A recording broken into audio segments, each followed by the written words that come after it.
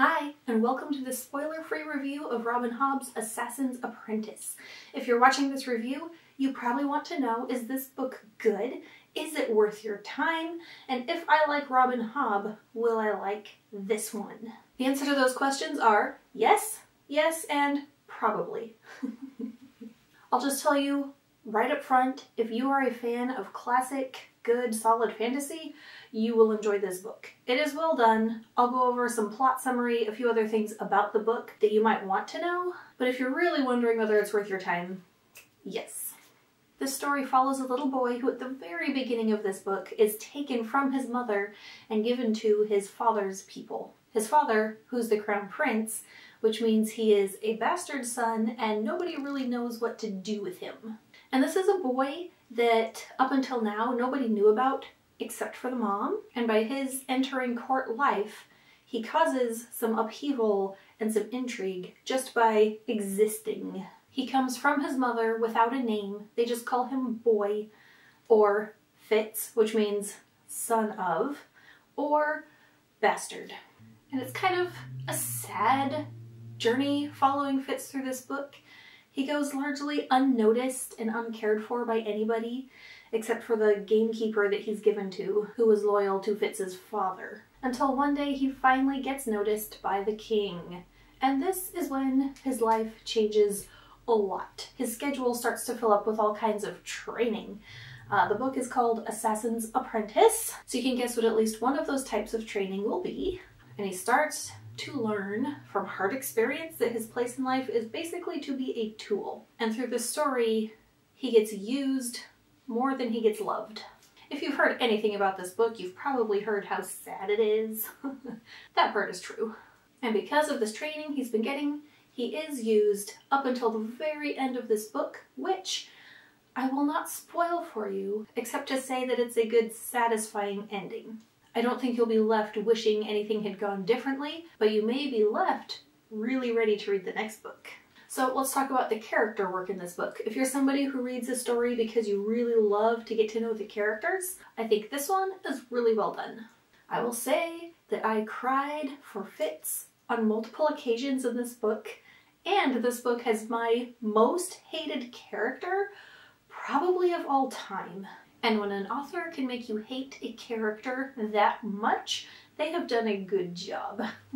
I also found myself really drawn in to a particular relationship between Fitz and somebody else. And I felt like by the end I needed to know whether these two characters were going to have a reconciliation.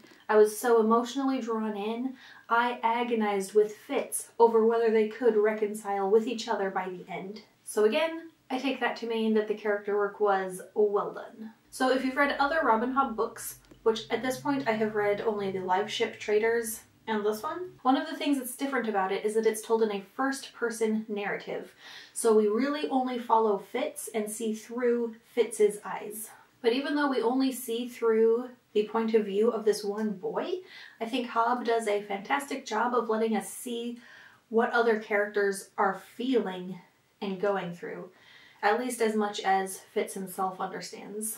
The prose / writing style is not too fancy, not super plain. I felt like it was just right. It felt good to read, like it just hit the spot. The pacing did slow down in a few places. There were some times where I felt like what Fitz was doing was being described to me in a way that didn't move the plot forward, didn't develop his character. It was just, okay, here's what Fitz is doing. You probably want to know what he's doing.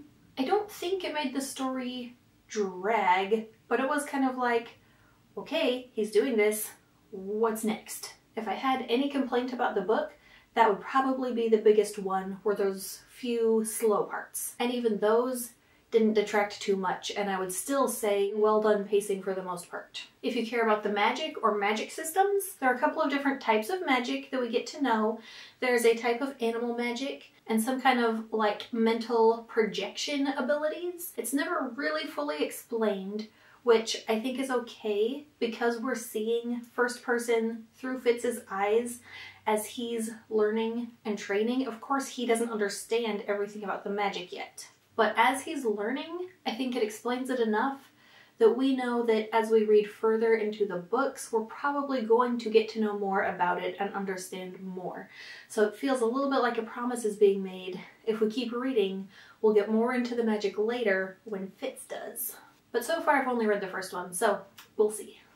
There's also this weird, mysterious ailment happening when people get caught by their enemies, and it seems magical in nature, so that probably seems like part of the fantasy magic elements of the book. Again, we don't really find out in the first one, so if you enjoy this one, you'll have to keep reading to find out, as will I.